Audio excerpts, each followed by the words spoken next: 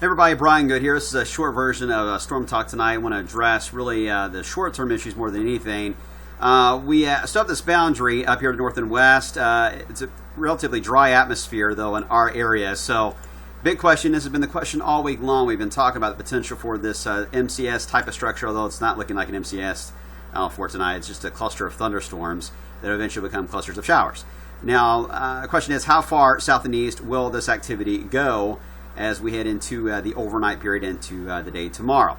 And we're seeing some hints every once in a while that still it's going to influence maybe the I-71 corridor. I still am keeping that thinking right now. I don't see it getting into Louisville. I know we got a lot going on tomorrow with the Muhammad Ali events that will be taking place. We don't need any rain. The air quality and the heat is already bad enough we have to be dealing with. So we will watch this carefully. We'll take it hour by hour, but so far the dry air is working in our favor in this kind of a setup. Let me show you a couple of the models here.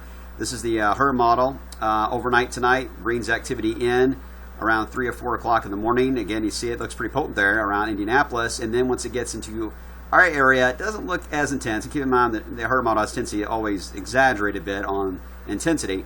But you see the coverage does work its way in around sunrise, just after a few spotty showers. Can't roll it out. Now, will it be cloudy here in Louisville? Potentially. If the cloud cover can blow off over us, we may have some clouds early in the day. But as far as rain goes, you can see that it begins to fade off by late morning and midday, and we heat things up quickly, mid-80s by 11:30 in the morning. So, HRRR model shows the hint at it like it has been, but not overly aggressive. Here is the RPM model. A little slower on this. It brings all the activity in a little more toward mid to late morning. This may be too slow, but we'll watch that as we get into the overnight. But it does have the cloud cover over us. So I am likely going to increase the cloud cover at the very least for the morning period through midday. I am leaning in that direction for the 11 p.m. update I'll be doing.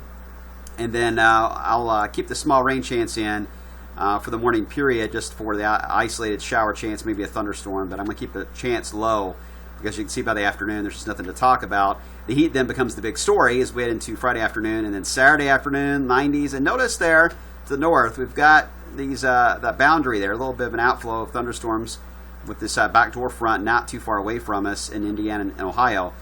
It's trying to send thunderstorms in our way Saturday night overnight. At this point, I just don't really see that being a big threat. So we're going to keep the rain chance out for now, and we'll fine-tune that as we get closer.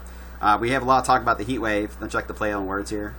A wave country, heat wave. Yeah, I know. I'm cheesy. Anyway, 3 days consecutive or more is what we usually go by for a heat wave.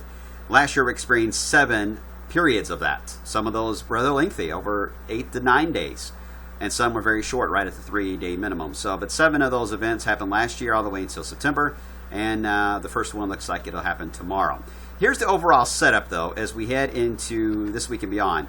The humidity for tomorrow into the day, the afternoon, again, the humidity is going to increase around us. There's still a good sign on a lot of models here that the dew points will be lower. We've still got enough of a high trying to hold on here as much as it can, sending all the moisture around it into Indiana and Illinois. And that's why it's going to be a little more active to our north from Indiana into Ohio along the boundary, and relatively dry here because of the lower dew points. And that could allow easily for us to exceed our high temperatures too on the thermometer side of things. Now, that once we end to Saturday, into Sunday, we're going to get more into these darker greens. That little core of dryness, you see it's getting shrunk away, but it's still there. But we start to feel more of that humidity as we get into Saturday. And then as we get into Sunday and Monday, this is when the backdoor front begins to show up on the models.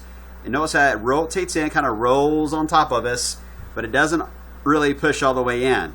In fact, it, for the most part, will roll back out and head out into the northern Atlantic. So it's that rolling effect that's going to be key, is how close does that boundary get to us as we head into Sunday, Monday, and Tuesday, maybe even Wednesday of next week, because if it is close enough to us, there will be an area of cloud cover and thunderstorms very close to that front, which could be very well in our area.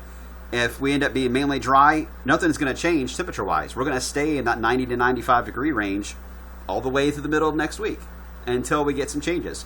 If we don't see, just FYI, if we don't see the influence of this front completely moving through and we just get grazed by it with thunderstorms and cloud cover at times, there will be another front that will try to work its way in and try to slide down into the area by Father's Day weekend. But even that would only send us back into the 90s right before that. So still a lot of debate on how next week is going to play out, but the picture is becoming clear that this front, which will be our relief front, doesn't look like it's going to happen. All right, so get used to this humid and hot pattern. It's going to be with us for a while. All right, that's it for now, guys. I'll have an update on the app coming out shortly when it comes to the numbers tomorrow, as well as the rain chance. And, of course, I'll have new graphics come out on Way 3 News at 11 o'clock, right after the hockey game. See you then.